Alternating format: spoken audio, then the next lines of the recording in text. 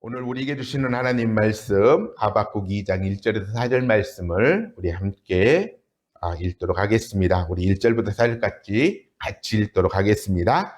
내가 내 파수하는 곳에 서며 성리에 서리라. 그가 내게 무엇이라 말씀하실는지 기다리고 바라보며 나의 질문에 대하여 어떻게 대답하실는지 보리라 하였더니 여호와께서 내게 대답하여 이르시되 너는 이 묵시를 기록하여 판에 명백히 새기되 달려가면서도 읽을 수 있게 하라. 이 묵시는 정한 때가 있나니 그 종말이 속히 이르겠고 결코 거짓되지 아니하리라. 비록 더딜지라도 기다리라. 지체되지 않고 반드시 응하리라. 보라, 그의 마음은 교만하며 그 속에서 정직하지 못하네. 의인은 그의 믿음으로 말미암아 살리라. 아멘. 오늘 우리가 읽은 이 하박국서의 말씀을 가지고 비록 더딜지라도 기다리라 라고 하는 제목으로 좀 말씀을 나누려고 합니다. 정말로 우리는 이 땅에서 바쁜 삶을 살아갑니다. 분주한 세상 속에 살아가죠. 하루에도 아침 저녁으로 변하는 많은 소식들을 접하게 되고 또 직장에서 사회에서는 끊임없는 경쟁이 이루어지고 있습니다. 그러다 보니까 우리의 마음이 여유 있지 못하고 조급한 마음이 드는 것도 사실입니다. 그래서 무언가를 기다린다.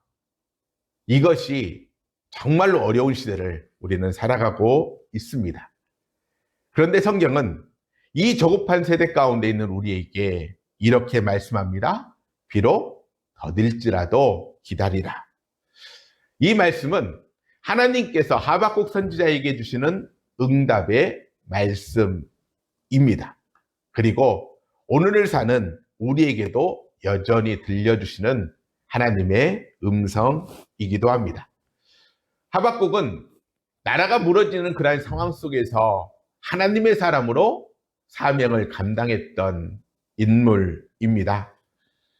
유다가 바벨론에 멸망하기 전에 그는 세상의 부패, 불의, 세상의 악을 보면서 하나님께 외쳤습니다. 주님, 언제까지입니까? 왜 악인이 의인을 짓밟는데 가만히 침묵하고 계십니까? 이 땅에 정의는 사라졌고 불의만이 가득합니다. 이렇게 외치고 있죠. 이 내용만 보면 하박국이 하나님에 대해서 불평하는 것처럼 들릴지도 모르지만 그러나 이 외침은 불평이 아닙니다. 하박국 선지자가 하나님을 신뢰하기 때문에 하나님께 진지하게 묻고 있는 거죠. 믿지 않는 사람들은 상황에 대해서 묻지 않습니다. 그러나 하박국은 하나님은 의로우시다라고 하는 이 확실한 믿음이 있었기 때문에 의로우신 분이 왜 지금 이 상황에 개입하지 않습니까? 라고 묻고 있는 거죠. 이러한 물음에 하나님은 오늘 본문은 아니지만 1장에서 이렇게 말씀합니다. 내가 한 가지 일을 행할 건데 내가 말하는 이것은 너희가 들어도 도저히 받아들일 수 없을 거야. 그 일이 뭐냐면 내가 갈대아 사람, 1장에 보면 갈대아 사람으로 되어 있는데 나라로 이야기하면 바벨론입니다. 내가 바벨론을 일으켜서 유다를 심판할 거야. 이렇게 말씀하십니다. 이 말씀은 하박국에게 굉장히 큰 충격이었을 겁니다. 유다가 지금 죄 가운데 있다는 것을 하박국도 인정합니다. 하지만 하나님을 알지 못하는 바벨론을 들어서 하나님의 택한 민족 유다를 치신다는 것 도저히 이해할 수 없게 받아들이는 거죠. 그래서 그는 하나님께 다시 한번 묻습니다. 주님, 어찌해서 더 큰 악을 통해서 악한 자를 심판하려고 하십니까? 하나님의 눈은 정결하신 분이 아닙니까? 악을 미워하고 악을 참지 않는 분 아니십니까? 이렇게 질문하고 있는 거죠. 하박국 선지자는 압니다. 유다가 지금 죄 가운데 있음을 알고 있죠.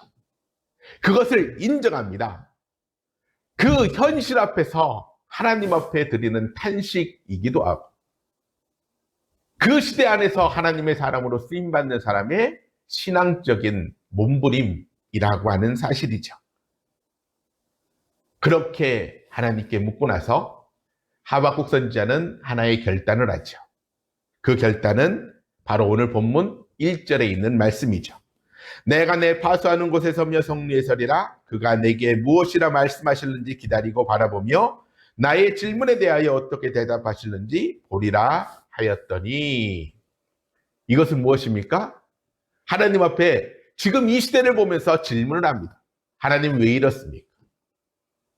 그렇게 질문하고 나서 하박국 선지자는 성루에 올라가서 하나님이 응답하실 때까지 기다리겠다, 이렇게 결단하고 있는 거죠. 이 고백은 신앙인의 모습을 보여주는 그러한 태도입니다. 하박국 선지자는 질문만 하고 그 자리를 떠나지 않았습니다. 1절에서 이야기하는 것처럼 그는 파수꾼처럼 기다리겠다 고백하고 있음을 보게 되죠. 파수꾼, 우리 군대 용어로 하면 보초 들어간다 그러죠. 밤에 보초를 쓸 때, 파수꾼으로 서 있을 때 그들은 잠들지 않습니다. 초소 위에서 끊임없이 전방, 그 부분을, 지켜야 될 부분을 집중해서 지켜봅니다. 그런데요, 보초를 쓸 때 100% 온다는 확신이 있어서 서는 거 아닙니다. 오늘 이 밤에 적들이 올 거야 라고 하는 확신에서 보초를 서는 것이 아니라 혹시 오지 않을까 라고 하는 마음으로 기다리면서 집중하고 있는 거죠. 언제 올지 모르는 그 순간을 지금 기다리는 겁니다. 하박국의 고백이 그런 겁니다. 하나님의 응답이 언제 올지 모릅니다. 하나님이 이 하박국의 질문에 대해서 언제 대답할지 모릅니다. 그러나 그때까지 내가 집중해서 파수꾼의 모습처럼 깨어 있어서 기다리겠다 말하고 있는 거죠. 이것이 바로 하박국 선지자의 믿음이었습니다. 우리의 신앙적인 약점 중에 하나가 바로 바쁘다는 겁니다. 조급하다는 거죠. 한국 사람만큼 많이 기도하는 민족도 없죠. 새벽에 기도하고요. 교회에서 보면은 새벽 기도에 있고요. 어떤 교회는 밤 기도 있고요. 어떤 때는 정오 기도에 있고요.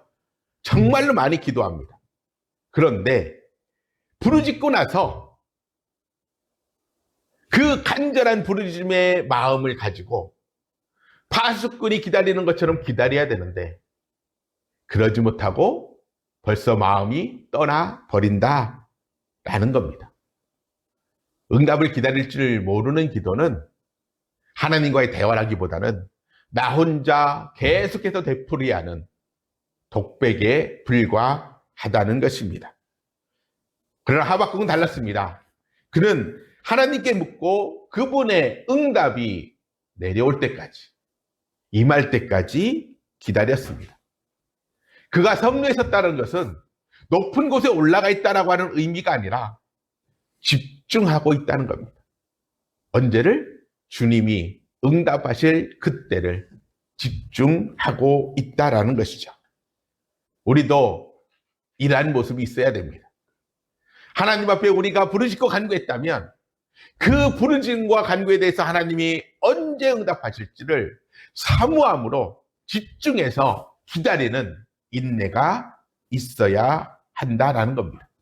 기도했으면 그 기도하는 마음으로 그 자리에 있어야 된다는 거죠.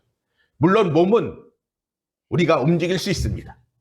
그러나 마음만은 우리의 중심만은 항상 그 자리를 지켜야 한다라고 하는 것이죠. 하나님은 우리의 간구에 반드시 응답하십니다. 응답하시는데 다만 우리가 너무 바빠서 조급해서 그 음성을 듣지 못할 뿐입니다.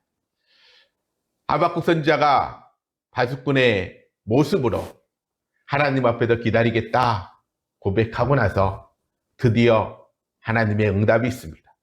오늘 본문 2절에 보면은 여호와께서 내게 대답하여 이르시되 너는 이 묵시를 기록하여 발에 명백히 새기되 달려가면서도 읽을 수 있게 하라. 이렇게 응답하십니다. 하나님의 첫 번째 응답이 뭐예요? 기록하라는 겁니다. 무엇을? 묵시를. 하나님의 말씀을 사라지지 않게 하라. 명령하고 있는 거죠. 하나님은 우리에게 대답하십니다. 그런데 우리가 잊어버리고 듣지 못하고 그래서 응답하지 않은 것처럼 우리가 여길 때가 많이 있습니다. 하나님은 하박국 선지자에게 너는 내가 이야기하는 이 묵시 내 계획을 기록하라. 어떻게 해요? 돌판에 새기듯 또렷하게 기록하라고 이야기합니다. 누구나 읽을 수 있도록 기록하라고 이야기합니다. 심지어는 뭐라고 얘기합니까? 달려가면서도 읽을 수 있게 하라. 이렇게 말합니다. 전에 예능 프로그램을 보니까 놀이공 그 기구를 타면서 문제를 푸는 내용이 있더라고요. 네. 앞에 있는 그 스태프들이 막 글자를 막 올리면 네? 놀이기구 타면서 그 글자를 읽기 위해서 애쓰는 우리의 인생이 그렇다는 거죠. 우리의 삶이 언제나 평탄한 길을 걸어가는 아니면 우리의 모습대로 비유한다면 책상에 앉아가지고 편안하게 책을 읽을 수 있는 상황만 우리에게 주어지는 것은 결코 아닙니다. 어떤 때는요, 잘 글씨도 보이지 않는 어둠 가운데서 서 있을 때도 있고, 어떤 때는 달려갈 때도 있고요. 어떤 때는 무섭고 괴로운 놀이기구를 타는 것처럼 우리의 삶이 그 말씀을 기억하고 보기에 어려운 상황을 만나기도 합니다. 그런데 하나님은 하박국 선지자에게 말합니다. 기록해라. 어떻게? 어떠한 상황에도 누구든지 그 말씀을 읽을 수 있도록 기억해낼 수 있도록 반드시 그것을 기록하라고 말하고 있는 거죠. 하박국 선지자는 이 하나님의 말씀을 순종했습니다. 그래서 우리는 오늘 하박국이라고 하는 이 서신들을 읽을 수 있게 된 거죠. 말씀을 기록한다. 이것은 믿음을 붙잡는다. 말씀을 붙잡는다. 라고 하는 의미입니다. 하나님이 내게 주신 응답, 그리고 내게 주신 약속, 내가 하나님 앞에 부르짖었던 눈물의 간구, 그 모든 것들을 기억한다. 라는 거죠. 우리도 이러한 모습이 있어야 됩니다. 우리는 너무나도 바쁘게 살아갑니다. 열심히 기도하는데 어떤 때는 내가 어제 무슨 기도했는지 모를 정도로 그렇게 우리는 분주하게 살아갑니다. 그러지 말라는 겁니다.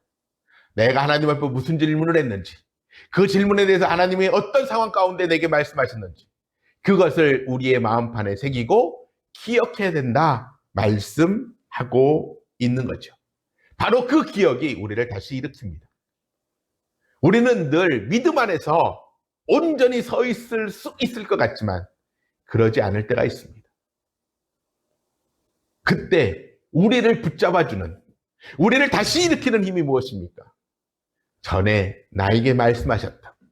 전에 나의 삶 가운데 역사하셨던 그 놀라운 하나님의 역사의 기록이 우리의 기억 속에 아니면 우리의 마음판에 기억되어진 그 말씀이 바로 나를 건져낼 수 있다라고 하는 사실입니다. 하나님은 여기서 멈추지 않고 오늘 3절에서 이렇게 말씀합니다. 이 묵시는 정한 때가 있나니 그 종말이 속히 이르겠고 결코 거짓되지 아니하리라. 비록 더딜지라도 기다리라. 지체하지 않고 반드시 응하리라. 아멘. 이 말씀은 우리가 꼭 기억해야 될 말씀입니다. 하나님은 반드시 이루신다. 하나님은 반드시 이루신다. 하나님은 반드시 그 묵시, 하나님의 계획을 성취하신다. 이것이 하박국 선지자에게 주시는 응답이었습니다. 그런데 때가 있다는 겁니다. 하나님의 시간은 우리의 시간과 분명히 다릅니다. 우리는 기도하면서 항상 우리의 시간이 딱 정해져 있어요. 지금. 하나님, 응답하십시오. 언제? 지금. 그런데 하나님은 지금이 아니라 하나님 보실 때 가장 적당한 때에 이루십니다. 우리의 마음은 급한데 하나님은 급한 것보다 더 중요한 게 뭐예요? 정확함이죠. 우리는 지금 급하게 하나님께 요구하는데 하나님은 정확한 때에 정확하게 응답하시는 분이라고 하는 사실입니다. 아브라함은 하나님의 놀라운 약속을 받죠. 내 자녀가 하늘의 별과 같이 바다의 모래같이 많아질 거다. 그런데 이 응답 처음 시작을 경험하는 게 25년 이후였습니다. 요셉은 젊을 때 꿈을 꾸었습니다. 그런데 그 꿈을 이룰 때까지 그는 13년 동안 정말로 힘들고 어려운 생활을 해야만 했습니다. 모세는 이스라엘의 인도자로 부름받기 위해서 광야에서 40년을 기다려야 했다라고 하는 것이죠. 하나님의 사람, 하나님의 자녀, 하나님의 백성들은 언제나 이 기다림의 시간을 통과해야 합니다. 중요한 것은 그 시간이 우리가 볼 때는 낭비인 것처럼 보이고 우리가 볼 때는 그 시간이 헛된 시간처럼 보이지만 지나놓고 보면 그것이 훈련의 과정이었고 하나님이 우리를 준비시키는 과정이었던 것을 우리는 발견하게 됩니다. 사람은, 특별히 신앙인은 기다림 속에서 성장합니다. 기도의 응답보다 더 중요한 것은 우리가 그 기다림, 믿음 안에서 기다리는 그 시간을 통해서 우리가 하나님 앞에서 변화되어지는 것, 그것이 더 귀하다라고 하는 거예요. 하나님은 더디 응답하십니다. 그렇지만 그 더디 응답하실 때에 우리를 포기한 것이 아니라 우리로 하여금 적당한 시기를 준비시켜가는 과정이라고 하는 사실입니다. 그런데 우리는 그 시간을 못 기다리죠. 그래서 너무나도 쉽게 낙심하기도 하고 절망하기도 합니다. 막 그냥 질문합니다. 어떤 때 질문이 아니라 원망이 되죠. 하나님, 왜 응답하지 않습니까? 왜 침묵하십니까? 왜 개입하지 않으십니까? 내가 이렇게 열심히 기도하는데. 그럴 때마다 우리는 기억해야 됩니다. 하나님은 결코 늦지 않으시는 분이라는 겁니다. 우리가 생각할 때는 늦었다고, 너무 늦었다고 생각할지 모르지만 하나님 보실 때는 가장 적당한 때에 하나님의 일을 하신다라는 거예요. 하나님이 침묵하시고 하나님이 지체하시는 이유는 우리를 위해서라고 하는 사실을 우리는 기억해야 됩니다. 중요한 것은 정한 때가 되면 하나님이 반드시 이루신다.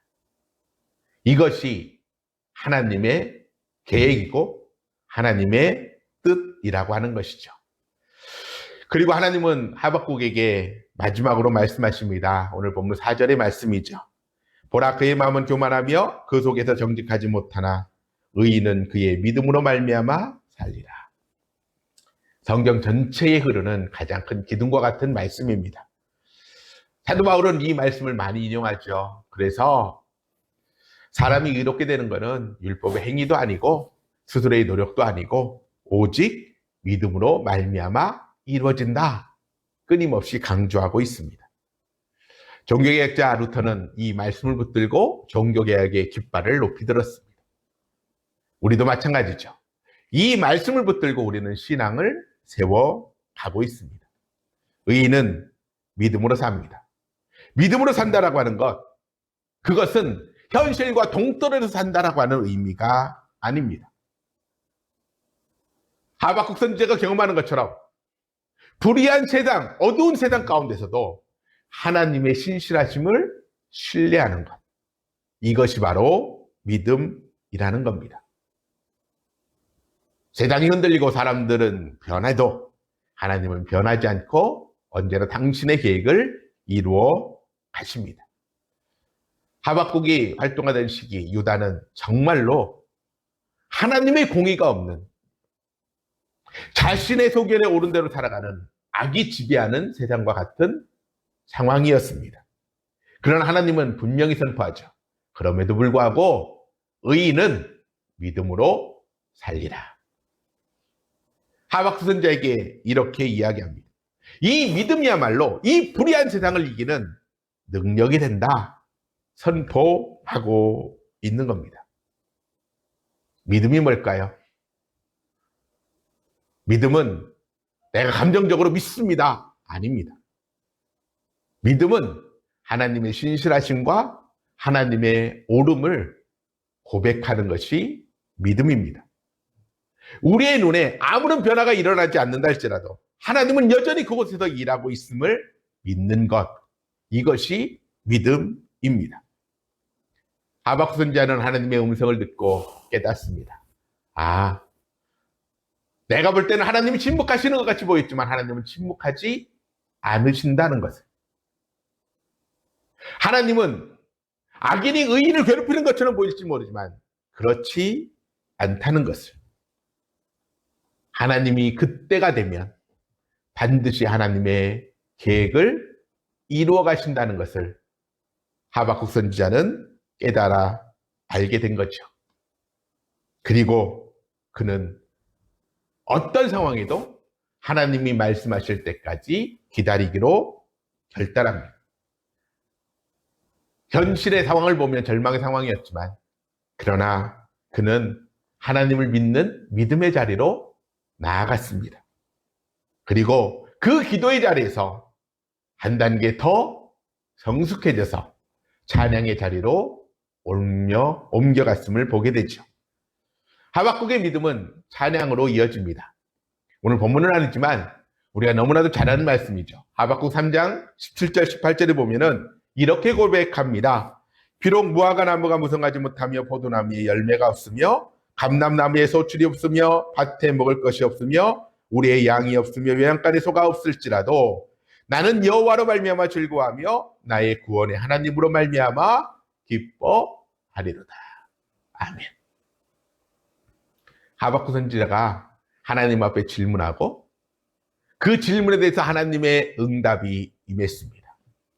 그런데 현실은 바뀐 게 없습니다. 눈에 보이는 것은 변하지 않았습니다. 현실은 변하지 않았지만 중요한 것은 하박국 선지자의 마음은 변했다는 것이죠. 절망에서 찬양으로 바뀌었습니다. 의심에서 하나님의 신실하심을 믿는 믿음의 자리로 바뀌었습니다. 세상에 대한 두려움에서 하나님이 주시는 평안으로 옮겨졌습니다. 우리도 하박국 선지자처럼 믿음의 파수꾼이 되어야 합니다. 하나님 앞에 기도했으면 하나님의 때를 기다릴 수 있는 믿음이 있어야 하는 거죠. 하나님은 일하십니다. 비록 더딜지라도 하나님은 일하십니다. 그리고 당신의 계획을 이루어 주십니다. 우리의 삶에도 이해하지 못하는 상황들이 끊임없이 일어납니다. 열심히 기도하는데 아무런 변화도 없고 응답도 없는 것처럼 느껴지기도 합니다. 분명히 성경에 의하면 눈물을 흘리며 씨를 뿌리는 자는 기쁨으로 단을 거두겠다라고 말씀했는데 눈물을 흘리며 씨를 뿌리는데도 열매가 맺혀지지 않는 상황을 만나기도 합니다. 그러나 그때가 바로 우리의 믿음을 시험하는 자리라는 것을 기억하실 수 있기를 원합니다. 믿음은 기적을 볼 때 자라나지 않습니다. 믿음은 우리의 눈에 아무런 변화가 일어나지 않는 날짜라도 그럼에도 불구하고 하나님을 신실하게 붙들고 의지하는 그리고 기다리는 그 과정을 통해서 믿음은 자라는 것입니다. 하나님은 우리를 결코 잊지 않으십니다. 우리를 포기하지도 않으십니다. 하박국 선지자가 질문했을 때 바수꿀의 마음으로 하나님의 기다림, 응답을 기다리는 그 순간 하나님이 하박국 선지자에게 응답하셨던 것처럼 우리가 사모함으로 기다리는 그 시간 하나님은 우리에게 응답하실 것입니다. 우리의 기도는 공중에 흩어진 그러한 것들이 아닙니다. 내가 외치고 내가 목소리로 아니면 내 마음으로 아니면 내 몸짓으로 하나님 앞에 부르짖을 때 하나님은 그것을 보고 듣고 기억하시며 우리와 함께 하시면서 우리에게 가장 필요한 그 정한 때를 준비하고 계십니다.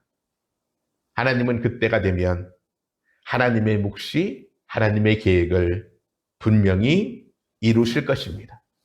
그러므로 낙심하거나 조급해하지 않기를 원합니다. 하나님은 우리의 인생을 지체시키시는 분이 아니라 우리에게 가장 좋은 순간을 기다리고 계시다는 것을 우리는 알아야 합니다. 하박국 선지자에게 의인은 믿음으로 살리라 그렇게 선포하셨습니다. 하나님을 신뢰하는 그 믿음이 우리를 세우고 우리를 지키고 우리로 하여금 끝내 승리하게 만드는 것입니다. 오늘 하나님은 이 아침에 우리에게 분명히 말씀합니다. 비록 더딜지라도 기다리라. 지체되지 않고 반드시 이루리라. 비록 더딜지라도 기다리라. 기다리라 말씀합니다. 그 순간을 기다리지 못해서 우리의 시선이 세상으로 향한다면 우리한테도 불행한 일이고 하나님 보시기에도 마음 아픈 현실이 될 겁니다. 하나님이 오늘 우리에게 말씀하십니다. 그 말씀을 듣고 우리는 나름대로 하나님 앞에 또 결단하죠. 오늘 하박국 선지자에게 가장 먼저 응답하셨던 것이 무엇입니까? 기록하라. 하나님이 우리의 삶의 여정 가운데 여러분들에게 주셨던 약속의 말씀, 그 약속의 메시지를 여러분의 인생의 마음판에 어떤 상황에도 기억해낼 수 있도록 분명하고 명확하게 기록하십시오. 그 말씀을 붙들고 더딜지라도 기다리면 하나님의 때가 되면 반드시 응답하실 것입니다. 하나님은 인간이 아니시죠. 그래서 그 하신 말씀을 이루시고 하신 약속을 반드시 성취하시는 분이십니다. 우리는 그 믿음으로 살아가야 합니다. 오늘의 삶의 자리에서 하나님의 신실하심을 기억하고 우리가 하나님 앞에 기도했다면 하박국 선지자처럼 성리에 올라가서 바수꿀의 마음으로 하나님의 응답을 기다리십시오. 그 기다리는 믿음이 결국은 우리를 의롭게 하고 그 믿음이 바로 우리를 세워 주실 것입니다. 하나님은 여전히 우리에게 말씀하십니다. 의인은 인간의 노력으로 애씀으로 아니면 어떤 행동으로 의롭게 되는 게 아니라 의인은 믿음으로 말미암아 살게 된다. 이 믿음으로 오늘을 살고 이 믿음으로 내일을 준비하며 이 믿음으로 영원한 약속을 바라보며 살아가는 우리 모두가 될 수 있기를 간절히 소망합니다.